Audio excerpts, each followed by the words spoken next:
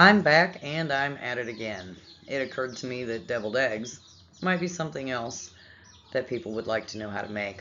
And I know there's a lot of videos out here you can Google about this, but I'm bored, so what the heck. Last night I did the egg boiling. I have some store-bought and I have some of my own. I wanted to make sure I had plenty since my girls decided to hatch them instead of laying them for Thanksgiving. When you boil them, generally water itself will boil in about 18 to 20 minutes, depending on how big of the pan. Secondly, the eggs themselves should take between 12 to 15 minutes to boil. The yolk, the yellow inside of the egg, will turn green if you boil it for too long. And in some cases, if you see it crack open while it's boiling, that's a sign it may have overboiled, or maybe you're a little rough on it when you dropped it in there. But it's a good sign of, hey, that egg is done. Some people peel them when they're hot. First of all, they're hot, ouch. But second of all, they do peel a lot easier after they've sat overnight and they're cold. I've begun peeling a few since I had close to 40. But I also wanted to show there is a difference in the rounded versus kind of the more pointy end of the egg. And generally there's an air pocket in that round area. If it were a chick that we're going to hatch, the head would be up here and they would start to poke all the way around that and break through to the air pocket. So the air pocket on the corner of the counter, the table, generally the spot where you're going to be able to at least get your foot in the door.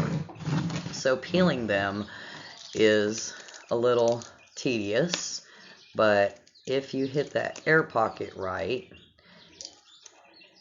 you may be able to break larger sections off a little quicker to keep from actually damaging the egg. And you can give it a little extra tap.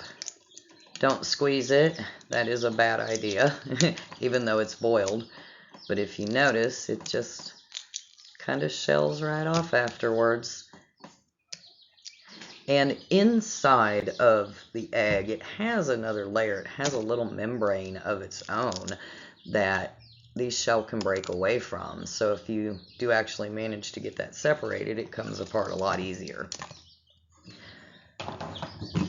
The goal is, of course, to crack the eggs so that we can cut them in half, steal the yolk out of them, and turn that yolk into the devil's egg mixture, Alexa dismiss, that will go back into the actual egg halves themselves. And from time to time, that white part, it gets damaged. If you can save half of it, you at least have the part that you can still put some back into, or if anything, save the yolk, add it to the mixture, that way you don't lose the good stuff. What you will need is going to be, for the deviled egg dressing itself, mayonnaise. Some people want to use Miracle Whip. A lot of people use the real mayo and add sugar to it. A little bit of mustard. Some people use vinegar. I actually like to substitute for pickle juice, and generally dill pickle as opposed to sweet pickle.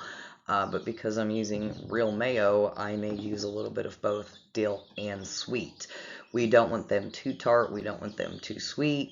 We don't want the yolk mixture itself to be too dry or to be too full of the mayonnaise. I mean, we're not making mayonnaise eggs. So I'm going to finish cracking the rest of what I've got left, and then we will get to the part where we are making the dressing, and eventually we'll get to make them pretty by sprinkling some paprika on the top, which to me doesn't have any flavor, even though they do say paprika is sweet. Boy, presentation of a deviled egg with just a little bit of paprika on the top really kind of jumps out at me. Picture perfect, but also makes me kind of hungry, which I think all of us are at this point. Happy Thanksgiving, guys. I got one that actually has not done so well in the opening process, and The membrane that I mentioned before inside the egg there are sometimes more than one. So it looks like there may be two, and that this is savable. And I'm just going to try to pinch that top one off of there. Nope, I see a little bit of yolk. But every once in a while you'll get one that's not as pretty as the rest, you guys. It's okay. What we're going to do is take the yellow out of there and ditch the white. I don't really much like the ones with two membranes.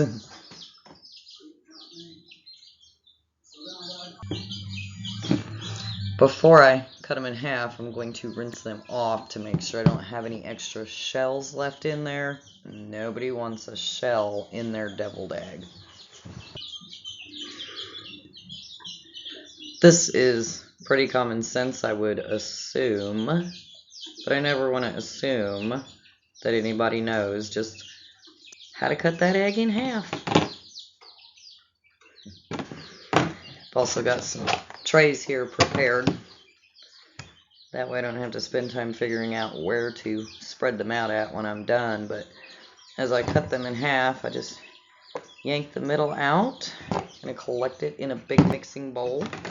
That'll be what I add my mayonnaise, mustard, a little bit of sweet and dill pickle juice to.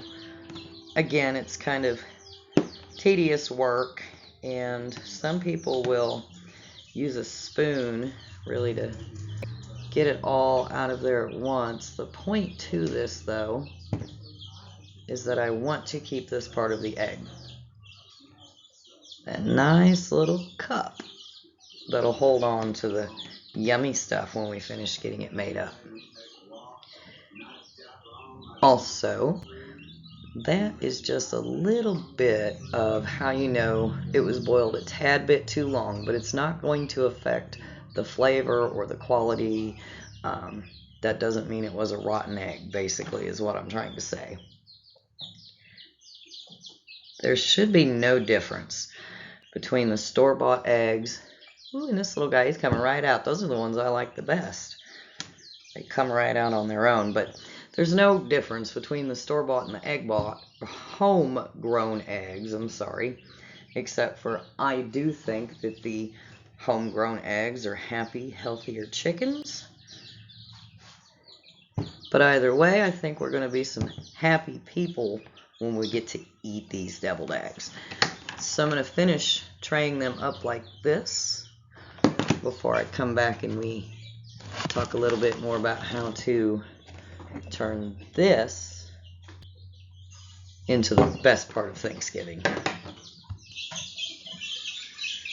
Now, we have a bowl of yolks, and altogether that was close to 40 eggs. I would assume probably a half a cup of mayonnaise.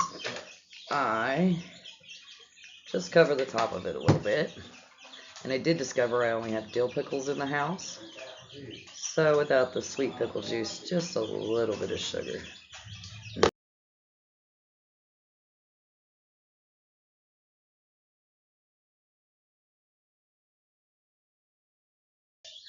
Alright, well, we started off adding mayonnaise, probably a half a cup to what I have. Eventually it needs a whole cup. A little bit of dill pickle juice. Basically, just a little bit to fill the lid. Dump her in there. That substitutes for vinegar. Added mustard. I would say less than a half a cup of mustard. That gives you a lot of good color. Your mayo is what slacks it together, but you don't want it to be too thick or too dry. You want to make sure you got all your ingredients around in here. I already mashed up all the egg yolks, and you might think that's easy to do, but sometimes getting all those egg yolks smashed into that can be trickier than said.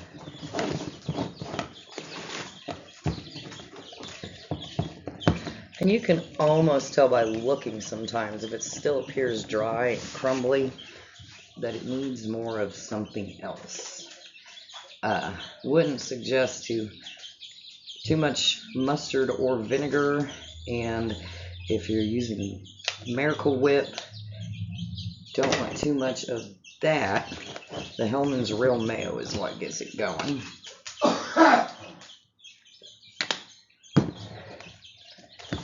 Alright. It's a little harder to mix things at this angle, but this is going to finish helping us have a nice creamy consistency. It's not too dry, not too sweet, not too bitter. And because I did not have dill, sweet pickles in the house, I do have to go ahead and add a little bit of sugar now. Regular granulated sugar, you don't want a lot of. It will easily make it too sweet. So you have to find that right combination between tangy and sweet to make the best part of Thanksgiving. I'm going to finish mixing this up, and then we'll start filling in the eggshells, or the egg halves. Okay, so at the very end there, it was not quite tangy enough and a hair bit dry. So I was able to add a little bit more of the dill pickle juice to it, mixed it back up.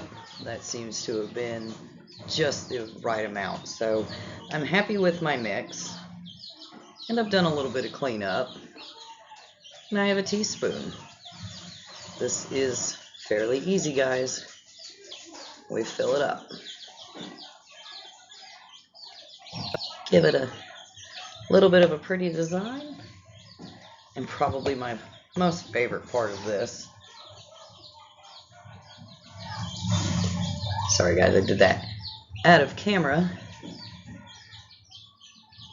Now we have our pretty little deviled eggs. I'm going to finish that on the trays that I have in front of me and wrap them up, store them overnight, keep them cold, don't let them get hot. You don't want to eat bad eggs. And I'm going to have the best part of Thanksgiving today. I hope you guys do too.